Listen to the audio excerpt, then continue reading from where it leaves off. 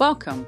You're listening to Literacy Now, the official podcast for the nonprofit organization Parents for Reading Justice, and I am your host, Brett Tingley. Reading matters. How we teach it matters even more. Without equitable learning opportunities, students get left behind, left without the ability to advance their skills and unlock their potential. It shouldn't be that way.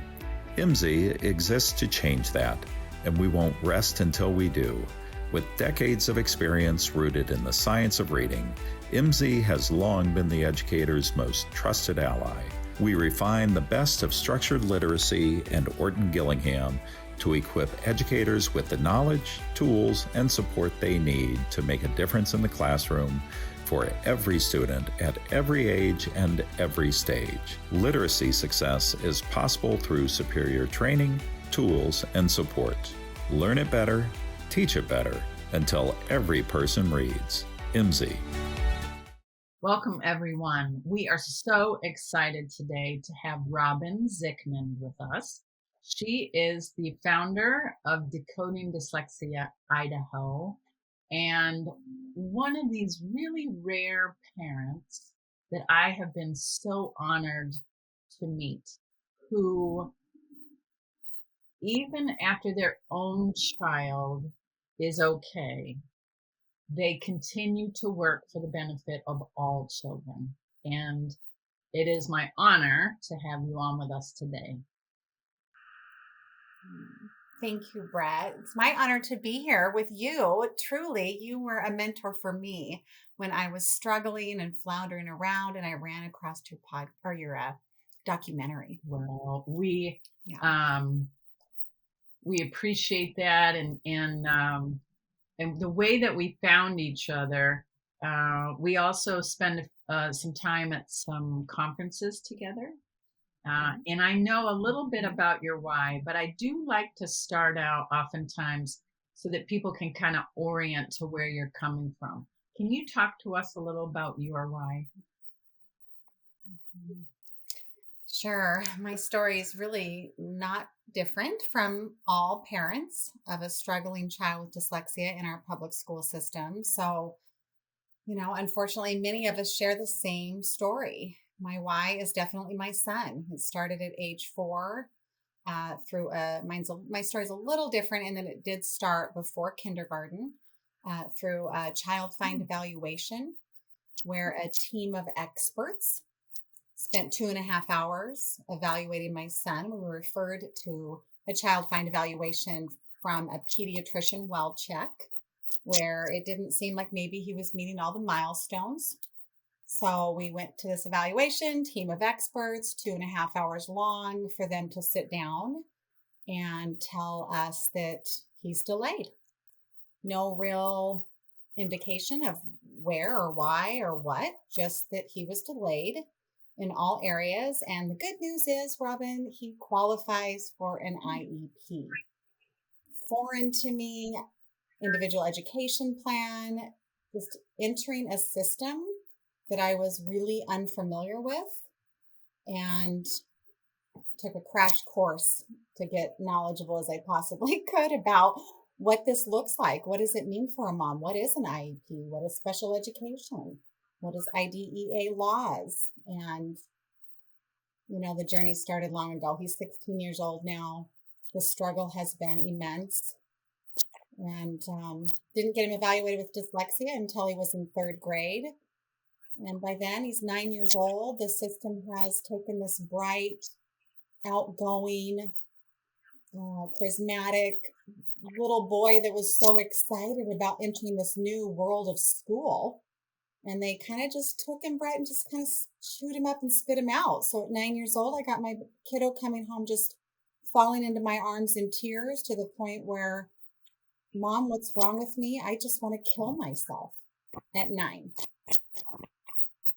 So that is when my fire was fueled. And I have made a point to make sure to do all I can so that no other child or parent feels as lost for as long as we were. And we never have our kiddos at such a young age feeling that deflated by a system that just didn't understand them. Your story does sound familiar. And the idea that you take that sweet baby to school and you've been getting them ready to go and priming them. And when they get there, they struggle to read. The teachers don't know how to teach them to read. So they blame the child and the parents. And it's like a double psychological trauma. And there's so much information now about educational trauma or racial trauma or trauma that kids come to school with. And what I'm beginning to think is that our children are traumatized and have PTSD from their school experience. I fully agree. As an advocate now, supporting so many families here in my state, that is so exactly what every student that I support is actually dealing with by the time I get to the table as an advocate. You can't even get to the cause of what's going on academically for this kiddo because there's so much trauma at this point. They are convinced that something is wrong with them. They are convinced that they're dumb, that, they're not worthy of receiving an education, and then you mix in the peers with that, right? I mean, kids are rough. Remember school, Brett? Kids are rough. And so when you're a kiddo that struggles, boy, howdy, it stands out to their peers. So then they've got that peer trauma. And most children go into school and they just want to please. They want to please their teacher and make them proud. Even in the middle and high school years, children want to please adults for the most part. And when you aren't able to produce academically on paper the way that our limited public education offers students to do that, and they don't fit in that limited box and they're not able to show who they are and what their real skills are, what does that do? What does that tell that person? I mean, all more that I've learned, I'm a little perplexed that literacy has not become such a passion for everyone, for all of society.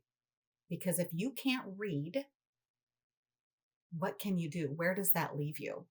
I had a 12-year-old boy, we'll just rewind the clock a bit, we're at family dinner at a restaurant and the menus get handed out. My son couldn't read a menu to order a meal.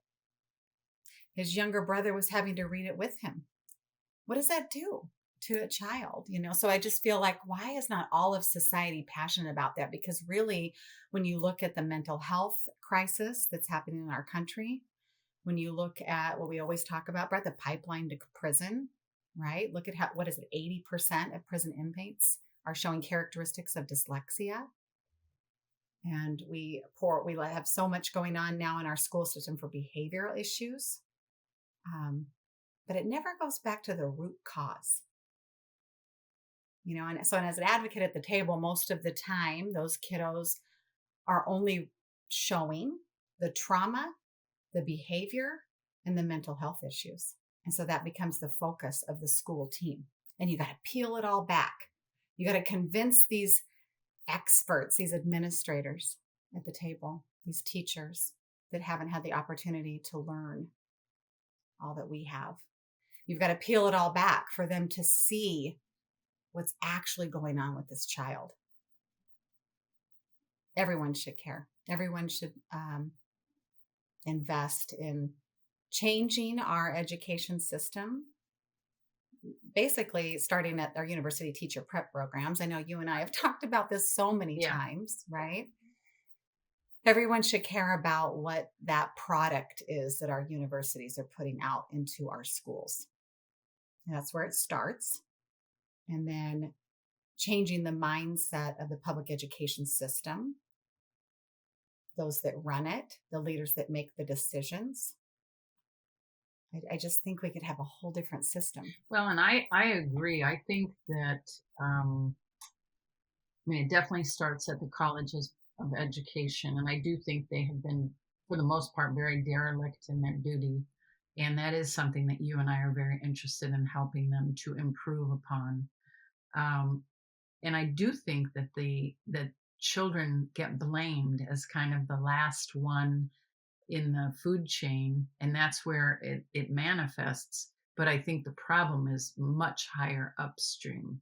Um, you said, and one of the things that we talked about before is in the whole, with any kind of literacy, is that the earlier you can find it, the better.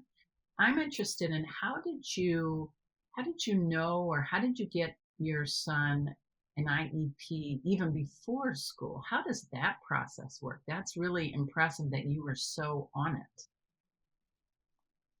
Mhm. Well, he qualified for an IEP through that child find evaluation. Team of experts, OTs, SLPs, child psychologists, all the right people at the table that you as a parent assume have the right training and skill set to recognize the number one learning disability, dyslexia. But that was never said to me. Those words were never said. It was never clarified what was going on with him. So although we did qualify and we were on an IEP, it still took me years of research. And, I have that plaque on my desk that says a worried mother does better research than the FBI. That's true. And it's true, right? Like deep dive of just Google happy, spinning out on trying to figure out my poor kiddo. And it was really through just me stumbling across a dyslexia screener, and this was probably in kindergarten now. And I stumbled across that screener and I could check every box. Just a simple screener, Brett. I'm thinking, how come the team of experts didn't do that? Where was that screener for them? But I could check every box, and I had this light bulb of that's what it is. So then I went on the deep dive. What is dyslexia? What is that? Because, my understanding of that was pretty limited. Heard of it. Thought maybe they were flipping their letters around. That's about as much as I knew. So I got quickly educated in about what is dyslexia and learned that it's so much more than flipping letters. And it also often shows other things, with dysgraphia, dyscalculia, other learning disabilities. Often kiddos can have more than just dyslexia going on. And for my son, that was the case. He has dysgraphia, he has dyscalculia, he's got ADHD. He's got her all. He checked all the boxes. But it wasn't ever from a school or a pediatrician that helped me piece that together. I had to do that on my own. And then when I figured it out, I thought, I took it to my teachers. This is what he had. I'm pretty sure this is it. And it was like, doesn't really matter. We have him covered. We're doing all of this. Everything's fine. Mom, relax. Relax, Mom. But I'm not relaxing. So it took me having to have the financial resources to go for a full neuropsych evaluation at the age of 9, so that I could get that piece of paper, this thick document that gave a detailed description of what all was going on for how my son's brain was wired. And I had to take that to the school. And even still, Brett, and I know most of the moms out there can share the same story, it still was a fight. Diagnosis or not, it still was a fight. And even with a diagnosis, I don't know that the district would know what to do. You can have a beautiful IEP, but if the district has not been trained on what you use with, or what is evidence-based reading instruction, it's not going to help. Was your district ignorant of dyslexia? Terrible. Just like all of them. I mean, I think we've come a long way through partnership, but boy, howdy, when I had that thick, finally, will you help me now? Here it is in black and white. I was again told, we don't call it dyslexia in Idaho.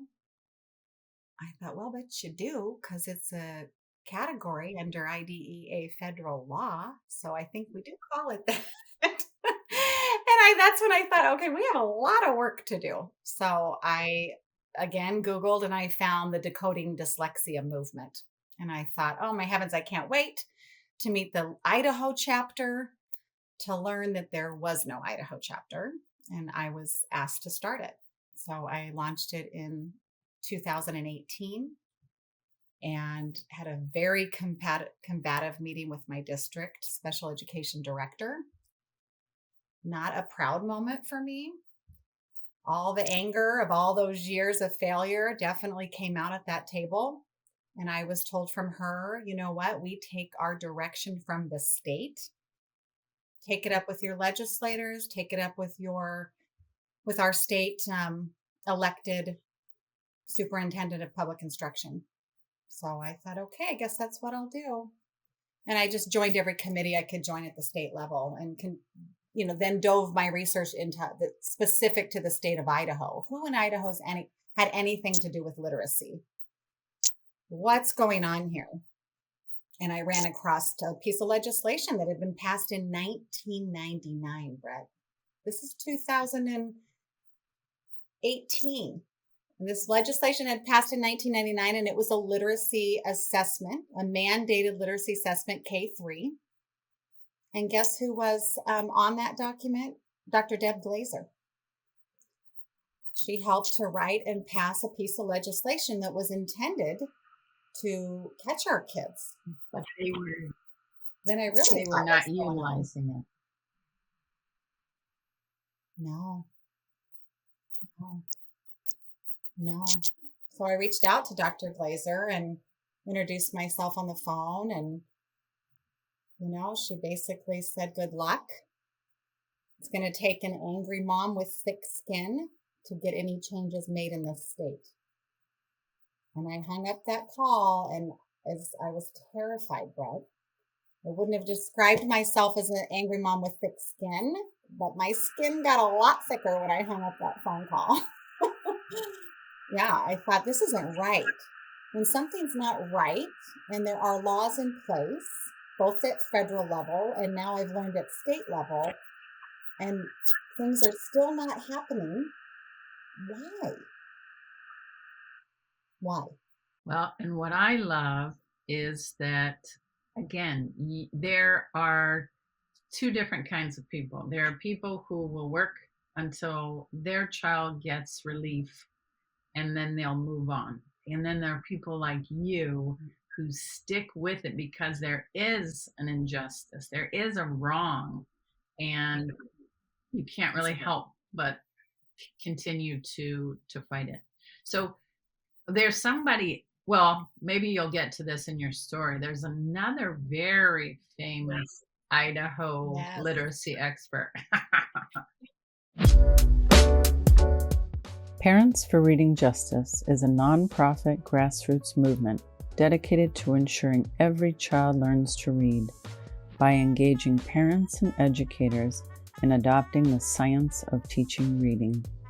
Please watch our award-winning film, Our Dyslexic Children, take our masterclass, and to ensure all our services remain free of charge, please consider making a donation today, all at parentsforreadingjustice.org. It's kind of a funny story, really, because, and this is embarrassing to say live, although I have shared it with her, and that is, I joined every committee at the state. I circled back with Dr. Deb Glazer. I said, I really need some more information. I've now, I'm on this committee and I've launched the Decoding Dyslexia chapter. And she said, I'm going to introduce you to someone. And I got an email introduction, Dr. Deb Glazer introducing me to a gal named Dr. Louisa Moats. Louisa replied and said, I'm coming to Boise. Let's meet for lunch. And Brett, I had no idea who she was.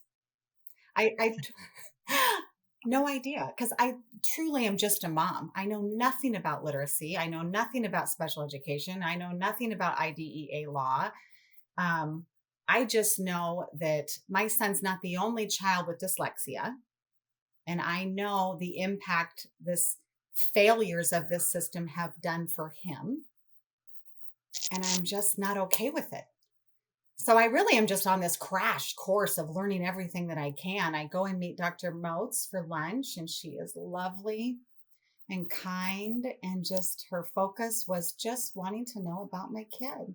Tell me about Carter.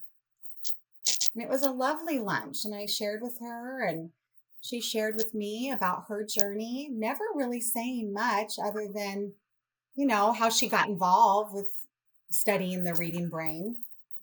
Anyway, she encouraged me. She said, it's going to take a parent to create change. Be that parent, fight that fight, and call me when you need encouragement or guidance. And I went home and I Googled her, Brett, and I about went, and then I felt bad for all the literacy teachers that I was meeting that had passion about literacy. And I would say I had lunch with Louisa, and they're like, it was like a dream for them to get to do that. And here I had no idea who I was meeting. She continued to be a huge mentor and a supporter. And in fact, I think that's how I met you, Brett. Louisa made an email introduction of the two of us. She's very good at networking those that are passionate, because she recognizes, and I'm sure after 50 years of research and her own journey of doors being closed in her face, I imagine that she recognizes that it really does take all voices and everyone locking arms. And the bottom line is, parents, IDEA federal law is the only federal law that is mandated by parents. Same at state level. Not a lot of people are going to hold accountability to a piece of legislation. We passed dyslexia legislation. That's the mission of the movement of Decoding Dyslexia. So we did that. We revised our Idaho Comprehensive Literacy Plan that's now based in the science of reading. Louisa helped. She guided that committee. I begged her to be the author of our dyslexia handbook, and she was. She is. We have one of the best state handbooks there is of all the state handbooks. We did a lot of good things. We passed legislation. We have a K-5 dyslexia screener now in place. Does it happen?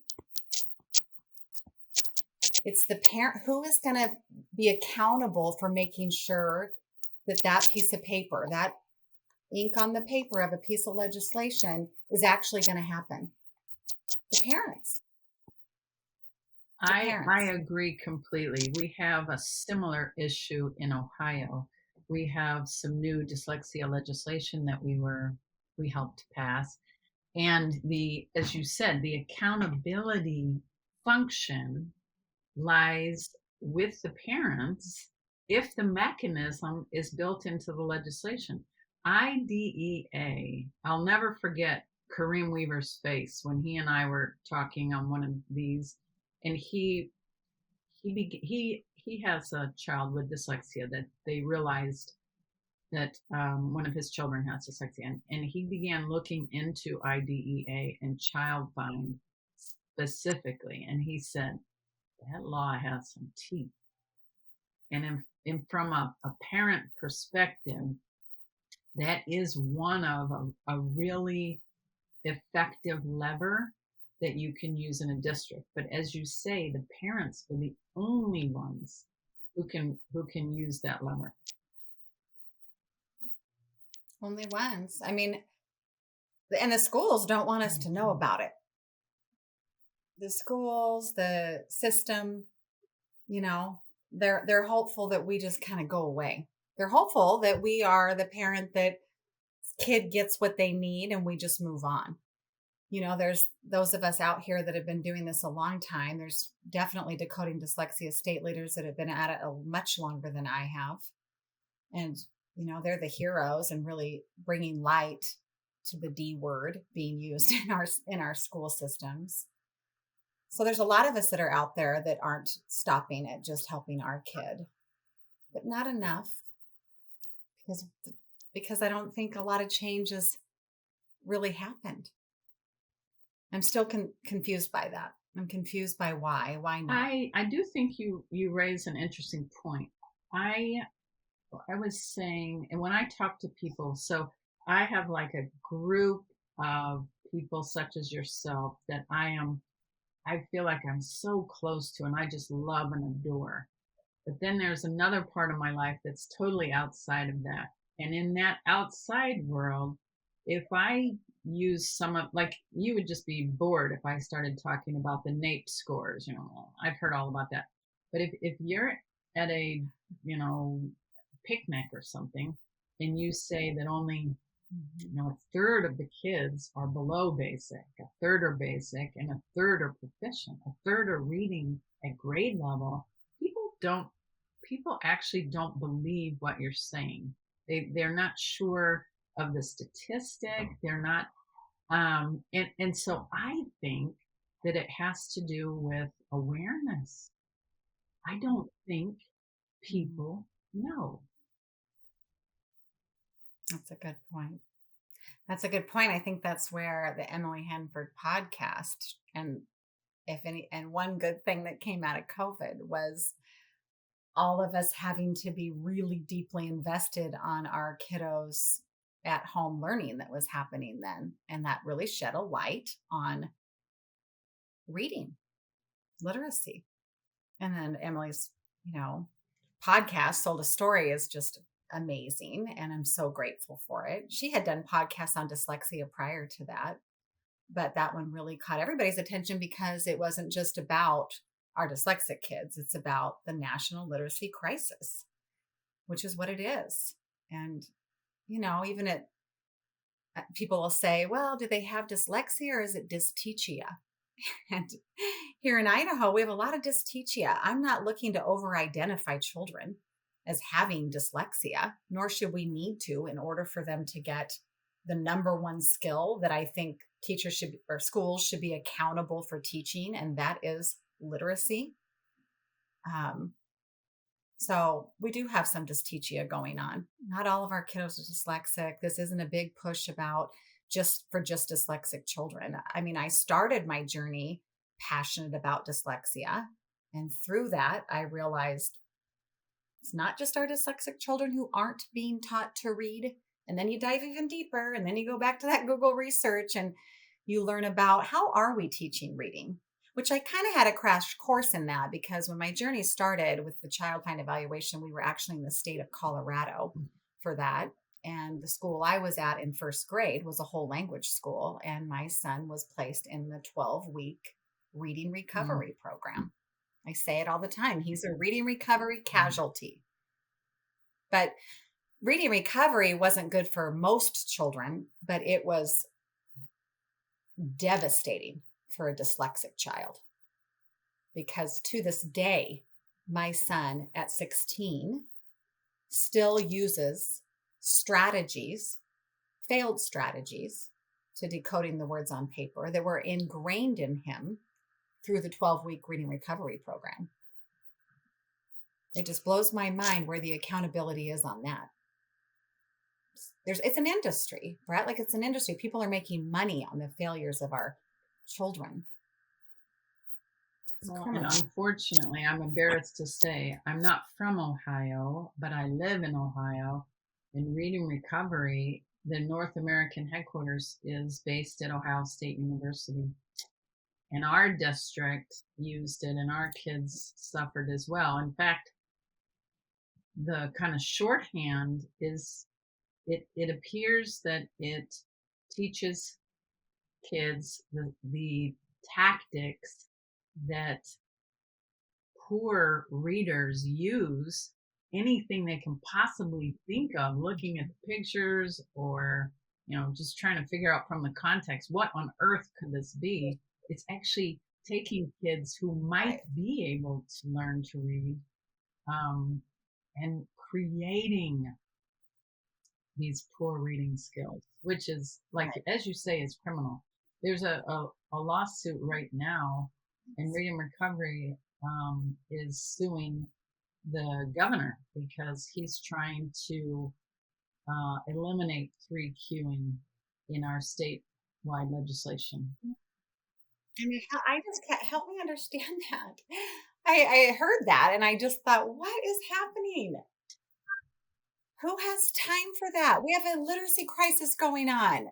Quit. Get out of your own way. Admit or don't admit. I don't care. Just go away. Let's let us that know what is necessary in order to teach all children to read, which we know that. This is not news.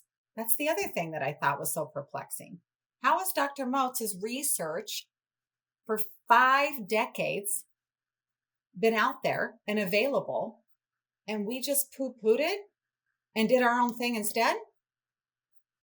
It's just Well, as you say, criminal. it has to That's do my with word. money, and I it's interesting though with Emily Hanford's reporting. So she actually interviewed us in 2017, which was amazing. That's the first time I met her, and Oh, that the yeah. story was so interesting to her that she kept doing them, and then eventually she did do Sold the Story, and I think that it did Mm. bridge the gap, which I think is really important. And this is something I try to say whenever I'm talking to people, is that dyslexic kids don't need something separate to learn to read. They may need they all kids learn to read essentially the same way. That's another thing. There's not every kid doesn't have a different way they learn to read. There's really the scientific research says that there's really kind of one way that a kid learns to read. A dyslexic kid might need more repetition, or they might need it more often, or they might need but it's the same thing. And so if we get really good core curriculum for every single child in very early, it will take care of many children without ever having to go through any kind of intervention.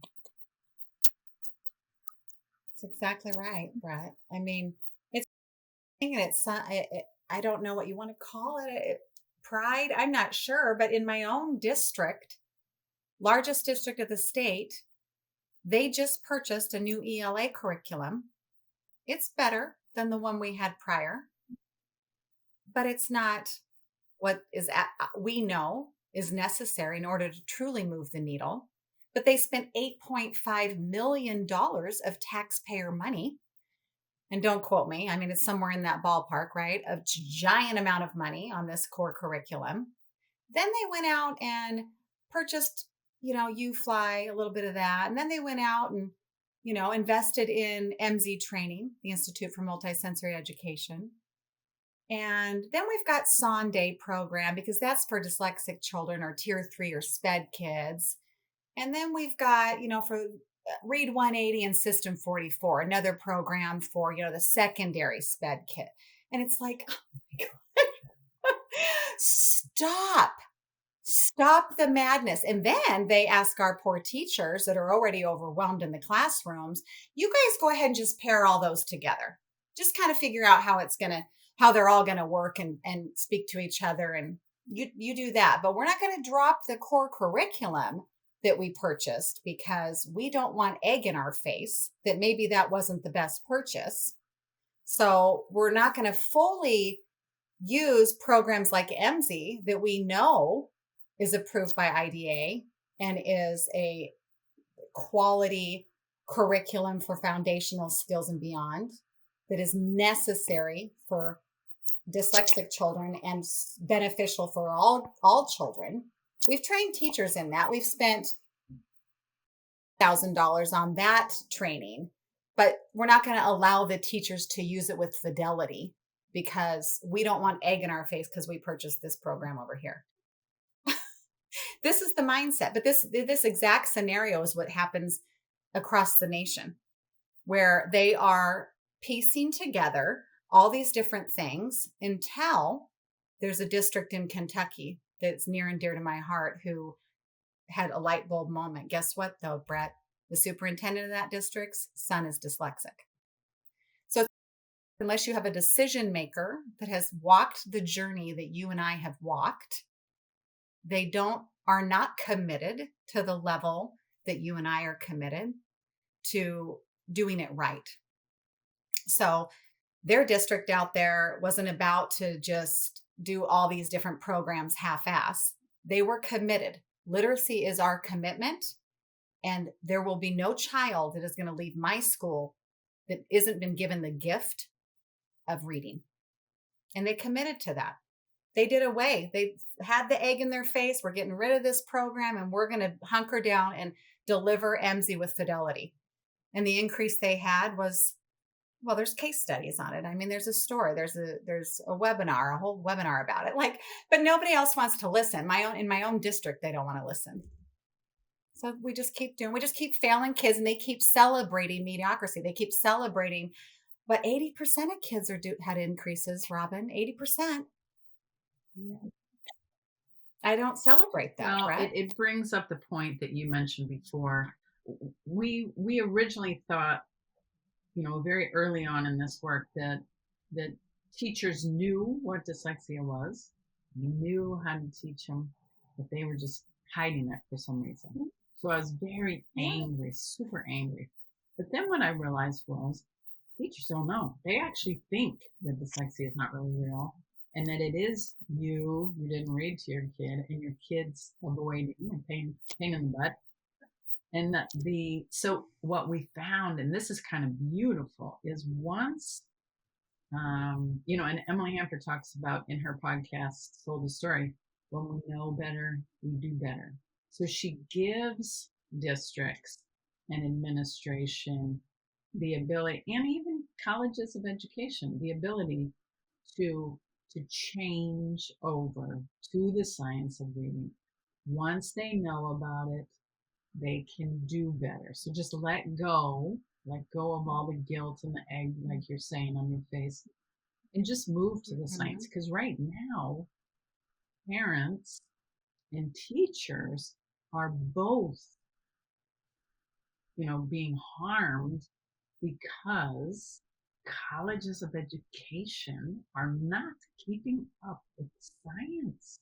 And that's where we really, if I have an opportunity to ever really focus on the colleges of education, whenever I have that opportunity, I do, because that is the constant flow of science deniers in our districts. True. All of it. So true. And in Idaho, in that Path Forward program that was started from Kelly Butler out of the Barksdale Reading Institute, which is, my understanding is that's what it's meant to do, is target universities and all the big decision makers at state level, just getting everybody committed and on the same page to be teaching the science of reading in our colleges of education. And, so universities each have to have a representation on this committee for the Path Forward. But there's no parent on it, Brett. I thought that we took care of that at Big Sky. Are you saying that you are not on?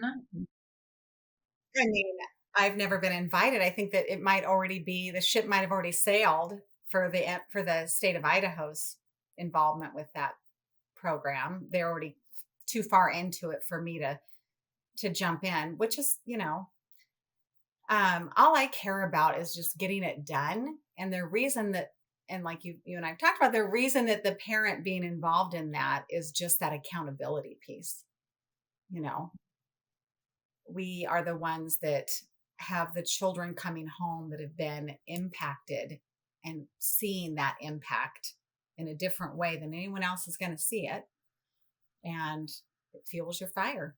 Well, and I think that there's so much being done at a top-down level. So legislation, or and as you say, unless you have the bottom up, unless you have parents who sit with their child at night, that's the child, their ability to read is proof that it's working or proof that it is not. And all this top-down legislation, unless you have some bottom-up confirmation that it's working, it's not beneficial. And so I agree with you. In Ohio, they did not. We also did the Path Forward with Kelly Butler's group. They did not have a parent representative, and I only found out about it later. And I would say that we do quite a bit in Ohio and could have really added a lot of value. And I think the same could be said for you. I can't even get over all of the legislation, the dyslexia handbook. You've got Louisa Moats is like your lunch buddy. How could they not?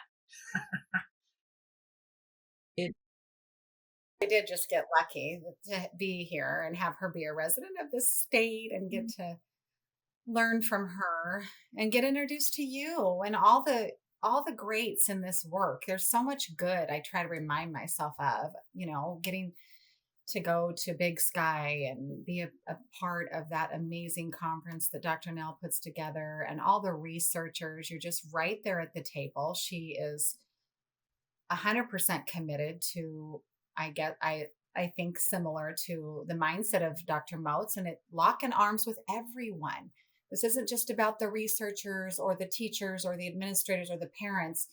We all need to come together, and that's where we need to be. My question is, how do we break through with, to your point, of all this top-down stuff, right?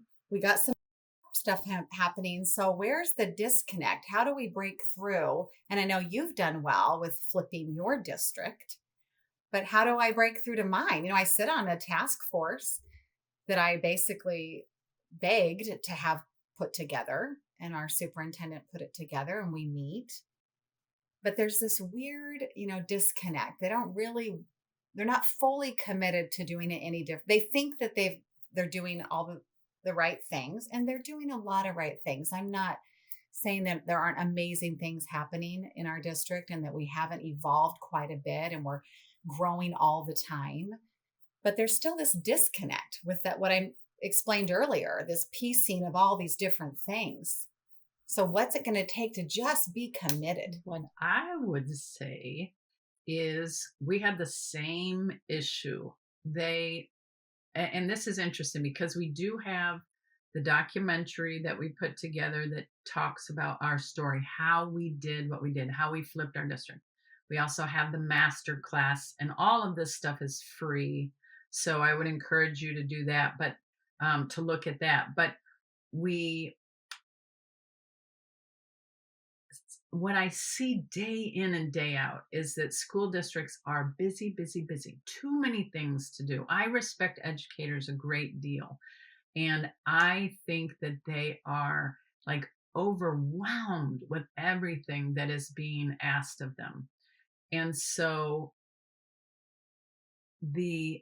for a year, we begged and pleaded and we showed them the science. And quite frankly, our district at the time was ignorant of dyslexia and how children learn to read in general, and they were arrogant. They were the professional educators, and they didn't really want a bunch of meddling idiots. Todd Collins on the school board in Palo Alto says they call parents meddling idiots. So that's kind of the mindset they come into it with. And it's weird. It's weird to have the conversation and say, I know you didn't learn this in college. You paid all this money. You went to, all these professors had you read all this crazy stuff, and it's all kind of bunk. And actually, what I've been looking at on the internet, that's the science of reading. Of course, they look at us like we're crazy.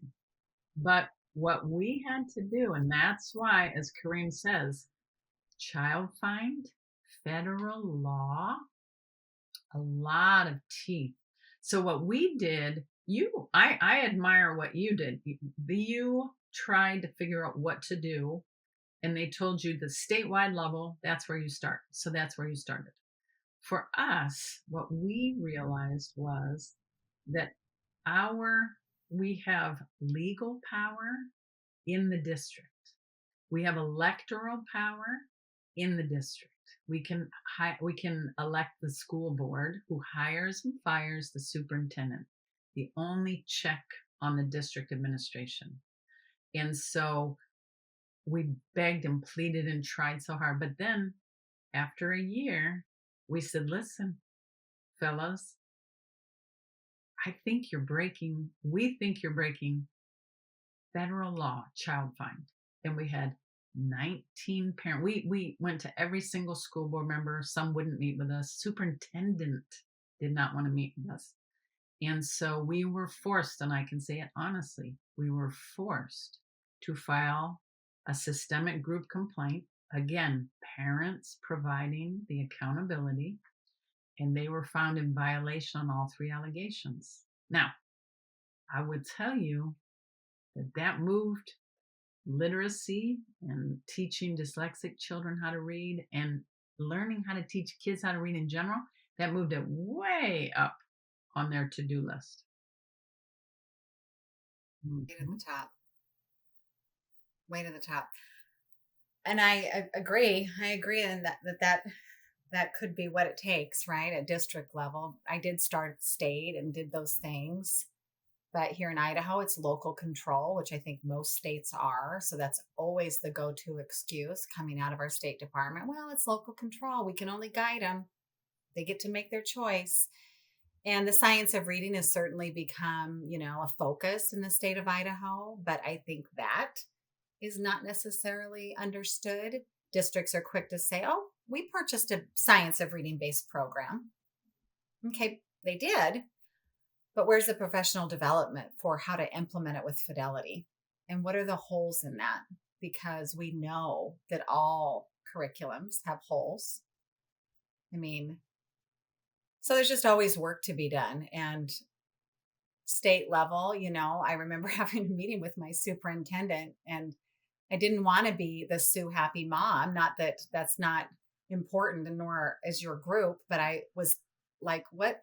Help me understand. That I have a lawsuit, a personal one right now today. I could file, I would win, hands down.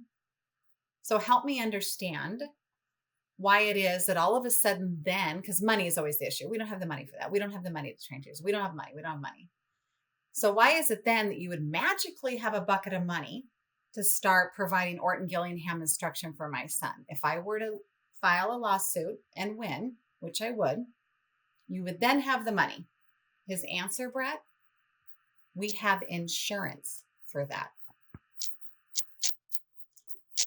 So if I were to sue, their insurance policy that the district pays would cover the lawsuit in providing my son with Orton Gillingham instruction. Right? Similar to your documentary with that family that did that and had funding then to send their son to the private school. So how sad is that? That's the answer. It does beg the question. I still think it is colleges of education have to keep up with the science. And unfortunately, they are not.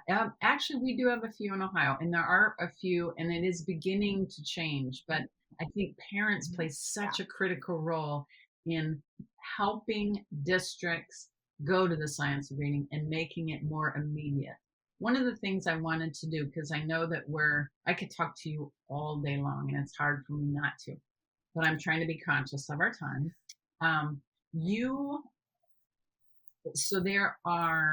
You mentioned MZ and that it is IDA accredited. And so you're actually, you guys at MZ, and I think you work for them, right? I do work for them now. So Decoding Dyslexia Idaho, I established it as a nonprofit, 501c3. We raise money to help teachers access training, quality training. I was approached by some teachers and asked, would I help them raise money to bring MZ to Idaho? So we jumped right on board and we brought MZ in person out here a couple of summers ago now and trained 65 teachers in person on this Orton Gillingham structured literacy approach to teaching reading that is accredited by IDA. It's a 30-hour 1-week course. It's the first step to providing what we know our kiddos need in the classroom, and the for a teacher toward a certification through the series Center for Effective Reading Instruction. Um, so yes, I brought them here to do that through Decoding Dyslexia's nonprofit, and then I joined them and I went to work for them as their dyslexia advocate, and continue to get to do that work. We support, MZ supports other nonprofits. We have nonprofit partners across the country where we help these small nonprofits that are trying to get kiddos tutored because they're not getting what they need in school. We help those tutors get MZ training. And then we launched a nonprofit arm of the company, the MZ Foundation. It's new, so we're just getting off the ground, but it's exciting to have a nonprofit arm of the company. Again, another opportunity to help get quality training to teachers who can't afford it. I'm tired of the money thing being the issue. We can spend money on an insurance policy to cover lawsuits, but you can't spend money on training your teachers how to teach reading. It just feels very, where's the priority? What's the priority? Well, and you are Yes. basically doing the job that colleges of education should have done. And I think it's so beautiful Thank that it was kind of your idea to start the foundation. Yeah, the founder of MZ is amazing. She's a teacher who was in the classroom and realized that she did not know how to teach reading, and that was not okay with her. She was not about to spend another year in the classroom and watch these kiddos get passed on to the next grade, knowing that she didn't give them what they needed. So she set out to put together everything a teacher would need, not just a professional development, but all the manipulatives, all the materials, the lesson plans, the assessments, the teacher guide, the colored tiles, all the things in one box. So here you go, teacher. You don't just take a professional development and then have to go back and reinvent the wheel and create all your materials. She put it all together. It's a 30-hour course that every teacher should be having in their teacher prep programs. One thing that 100%. You mentioned to me when we were at Big Sky was that they actually have, because in our district, we get people OG certified, and they have 100-hour practicum. And people, you said that you all have an additional. Yeah, the 30-hour course is just the first step, and then the next is to apply for the MZ practicum. Also, a very intensive 1-year program where the teacher is paired with a student. There's a lot of teaching going on, student teacher, and you're filming that, and you have a practicum supervisor. I mean, it's intensive, and at the end, you are prepared to take the K. Perry exam through the Center of Effective Reading Instruction to become certified, OG certified, structured literacy certified, dyslexia certified through the Center for Effective Reading Instruction. But yeah, I mean, the founder of our company, I had just said, we should have a nonprofit arm because I hate this money thing always being the issue. And it definitely is here in Idaho. We apparently underfund our schools. I think that's probably the case in most states. So, she was on board. Let's launch a foundation. What can we do to help get access to quality training for all teachers? Definitely not of the mindset of there's an industry, like we said earlier in the conversation, there's an industry of people making money on the failures of our children. And we aren't that. We're just simply trying to get teachers what they should have gotten in our teacher prep programs. One thing that you also mentioned to me was that you were having fun with these teacher scholarships. You have hundreds of people apply. Is that anything that you want to plug here, and if any teachers. Wow, for sure. The MZ Foundation is new to the new arm of the company. As I said, it's mzfoundation.org, and very basic website, very new arm of the company, but there is an application on there for any teacher to apply to for the MZ Foundation scholarship, and it's a monthly offering right now. To where a teacher is selected each month, and then she can choose which MZ course she wants to take. We have OG Comp, the foundational core curriculum course, and then we've got morphology for kind of third grade and beyond skills. And they can choose, and they get to take it for free, and the MZ Foundation covers it, and we kind of follow them. Tell us how that impacted you. What did that, what did that change for you as a teacher in the classroom? And I followed a lot of teachers that have used it, whether you are a K-2 gen ed teacher, a reading interventionist, a special education teacher. It's just what I wish that my son would have, it's the classroom I wish my son would have been in during his foundational literacy introduction, right? You know, and there's a lot of great programs out there, Brett. There's a lot of great people doing this work. But bottom line, to your point, the universities are the ones that should be required.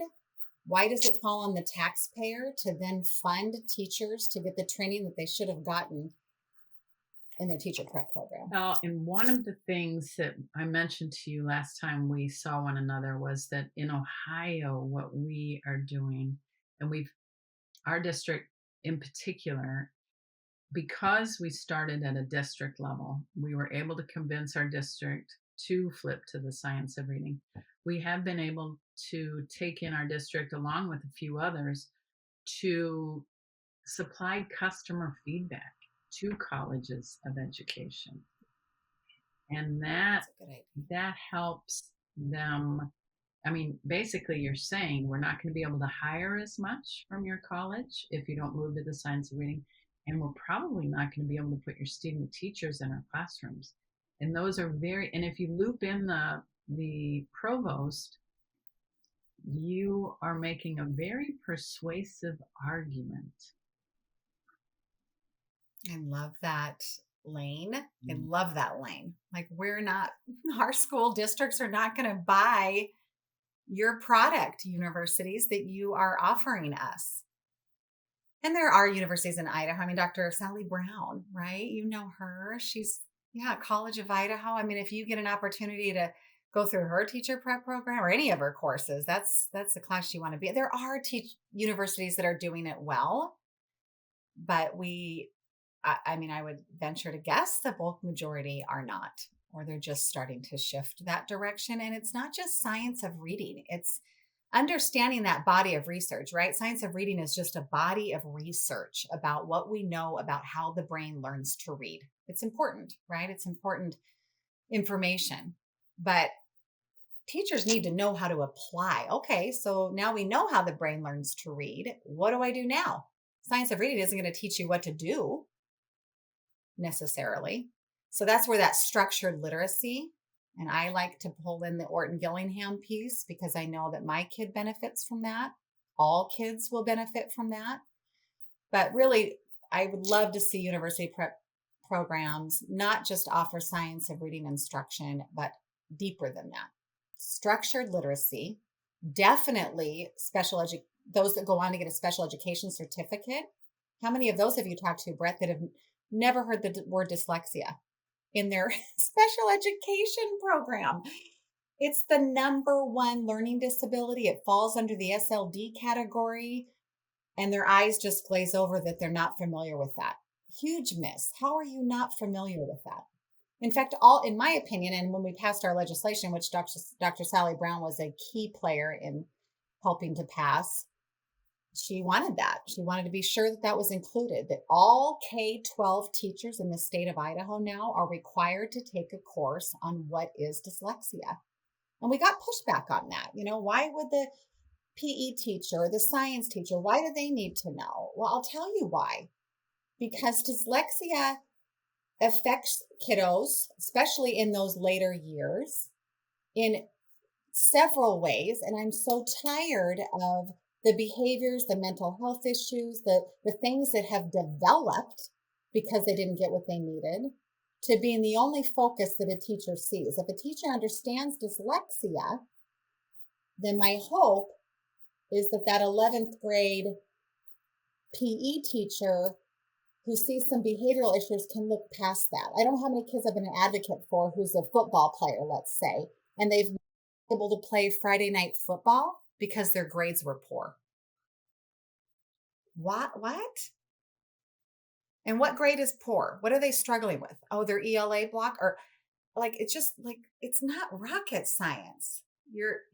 And what kind of a message does that send to that poor kiddo who excels in something like football or whatever it might be, but they don't get an opportunity to do that because they're not getting the support they need in their core curriculum classes because teachers don't understand dyslexia and they don't understand what's wrong with that kiddo.